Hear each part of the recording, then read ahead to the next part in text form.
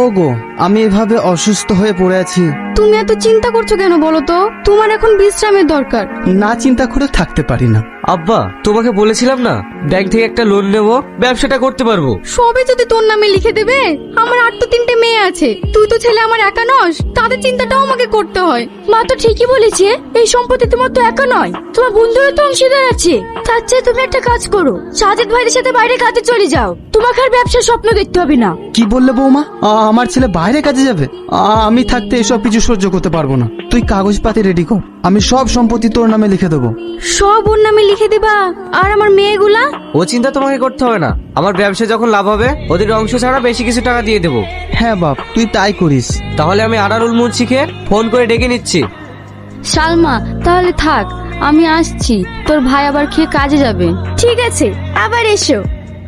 এই সালমা, তোর বাপ কি করেছে শুনেছি? কেন, কি করেছে?